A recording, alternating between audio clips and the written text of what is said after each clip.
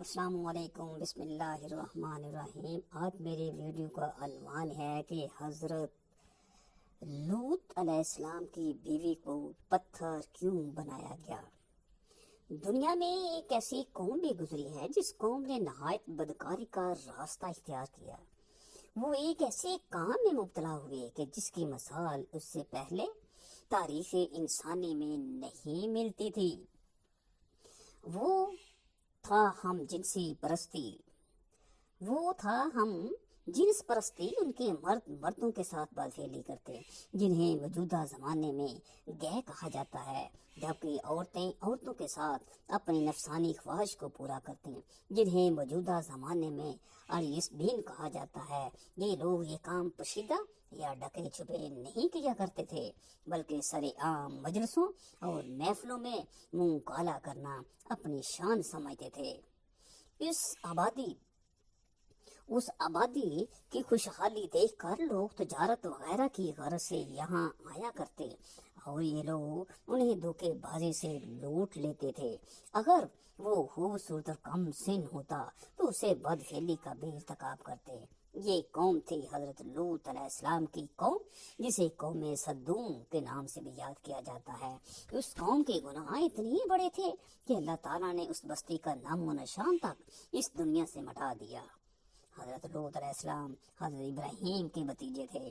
جب حضرت ابراہیم اپنی بیوی حضرت سارہ کے ساتھ مصر پہنچے تو حضرت لوط بھی آپ کے ساتھ تھے۔ مصر کی فرعون نے آپ دونوں کو بے تحاشا تحفوں اور مویشی کے ریوڑ سے نوازا۔ آپ دونوں حضرات اپنے اپنے ریوڑ کی ہمراہ مصر سے نکلے۔ سفر کے دوران آپ کے چرواہوں کے بیچ لڑائی جھگڑے ہونے لگے، چنانچہ حضرت ابراہیم اور حضرت لوط باخوشی رضا الگ الگ سمتوں میں روانہ ہوئے۔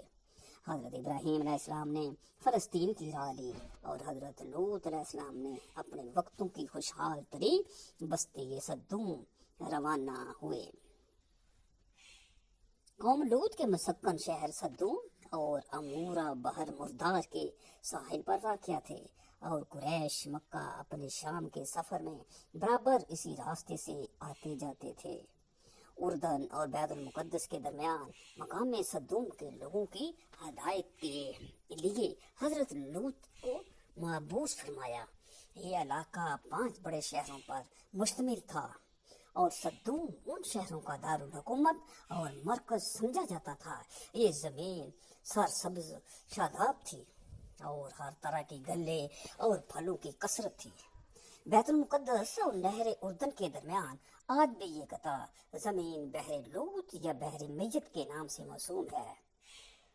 اس کی زمین سطح سمندر سے بہت زیادہ گہرائی میں ہے اور اس کے ایک خاص حصے پر ایک دریا کی صورت میں ایک عجیب قسم کا پانی موجود ہے، جس میں کوئی بھی جاندار مچھلی، مینڈک وغیرہ زندہ نہیں رہ سکتا،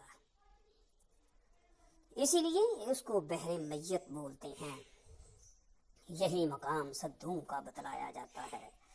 آپ نے یہی رہائش اختیار کی اور یہاں کے بگڑے ہوئے لوگوں میں دین کی تبلیغ شروع کی۔ آپ انہیں سمجھاتے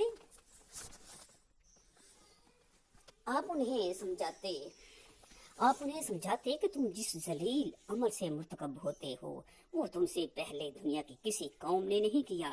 اب بھی وقت ہے خدا کے بتائے ہوئے احکامات پر عمل کرو، ورنہ اللہ کے بھیجے ہوئے عذاب کا نشانہ بنو گے۔ لیکن یہ لوگ اپنے مستی میں اس قدر مشغول ہو گئے تھے کہ حق و صداقت پر مبنی باتیں بھی ان سے برداشت نہ ہوتی تھیں۔ ان کی محفلوں اور تنہائیوں کا محور صرف ایک ہی عمل تھا، اور وہ تھی فاحش حرکات اور فاحش گوئی، وہ بھی اپنے ہم جنسوں کے ساتھ۔ جب یہاں کے مردوں نے عورتوں سے تسکین حاصل کرنا چھوڑ دیا تو جواباً یہاں کی عورتیں بھی اپنی نفسانی خواہشات عورتوں ہی کے ذریعے پوری کرنے لگی۔ حضرت لوط کی تبلیغ کے جواب میں یہ ڈٹائی سے کہا کرتے تھے کہ ہاں، ہم برے لوگ ہیں اور بدفعلی کرتے ہیں، لیکن تم تو پاک ہو، تمہارا اس بستی میں کیا کام؟ اور اگر تو سچا ہے تو وہ عذاب لا کر دکھا کہ جس سے تو دن رات ہمیں ڈرایا کرتا ہے۔ حضرت لوط کی بیوی بعض مورخین اس کا نام وائلا بتاتے ہیں۔ یہ بظاہر تو لوط کی بیوی تھی، لیکن اندرونی طور پر اسی قوم سدوم کی ہم خیال تھی۔ اسے بڑی بد نصیبی کیا ہوگی کہ اللہ پاک ایک جلیل القدر پیغمبر کے ساتھ سالوں زندگی بسر کرنے کے باوجود اس عورت کو ایمان کی دولت نصیب نہ ہوئی۔ جب اس قوم کے گناہ اپنی عروج پر پہنچ گئے اور بہتری کی کوئی صورت نظر نہ آتی دکھائی دی، تو اللہ تعالیٰ نے 2 فرشتے ان پر عذاب کی غرض سے بھیجے، جو پہلے ہی حضرت ابراہیم کے پاس پہنچے۔ یہاں آپ کو اولاد کی خوشخبری دی اور بتایا کہ ہم وادی سدوم کو نیست و نابود کی غرض سے یہاں آئے ہیں۔ جب یہ فرشتے خوبصورت نوجوان لڑکوں کے روپ میں سدوم کے شہر پہنچے تو ان کی ملاقات حضرت لوط سے ہوئی۔ یہ قوم بد اخلاقی کے تمام حد پار کر چکی تھی۔ جب کوئی مسافر یہاں آتا تو یہ سب مل کر اسے گھیر لیتے اور کھلے عام بد فعلی کا مطالبہ کرتے۔ اس لیے حضرت لوط نے انہیں باہر ٹھہرنے سے منع کیا اور اپنے گھر میں لے آئے۔ ان کے لیے کھانے پینے کا انتظام کیا اور انہیں سمجھانے کی کوشش کی کہ یہ بستی مسافروں کے لیے کتنی خطرناک ہے۔ لیکن آپ کی بیوی جو درے پردہ اپنی قوم سے ملی ہوئی تھی، اپنے گھر آنے والے ان مہمانوں کی خبر اپنی قوم کے لوگوں کو دے آئی، اور یوں اس مکان کو چاروں طرف سے سدوم کے لوگوں نے گھیر لیا۔ وہ آپ سے ان مہمانوں کا مطالبہ کرنے لگے۔ یہ دیکھ کر آپ بہت پریشان اور رنجیدہ ہوئے۔ اس پریشانی سے نکلنے کی کوئی صورت نظر نہ آتی تھی۔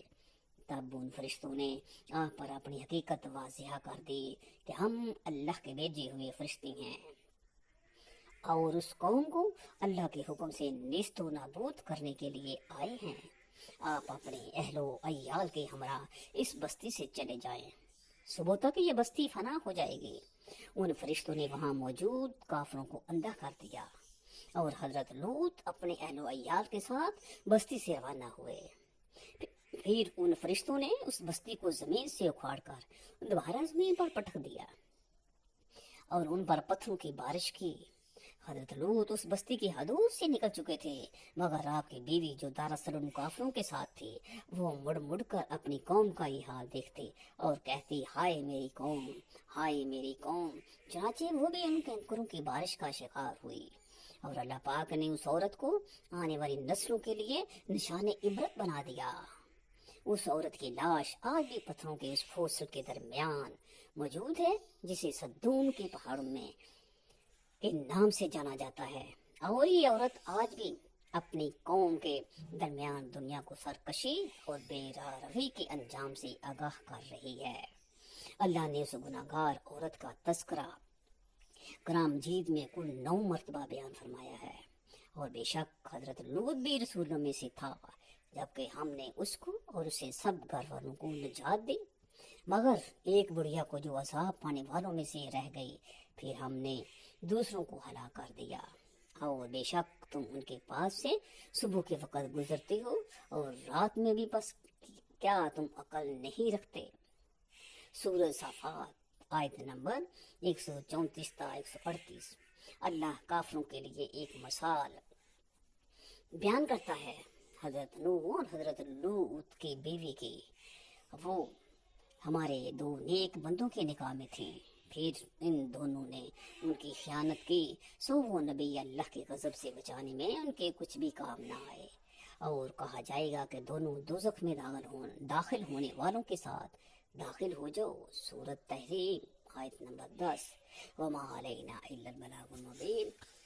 اللہ تعالیٰ مجھے اور اس ویڈیو کو سننے والے کو اللہ تعالیٰ کے حکم اور حضور صلی اللہ علیہ وسلم کی سنت کے مطابق چلنے کی توفیق عطا فرمائے۔ آمین ثم آمین۔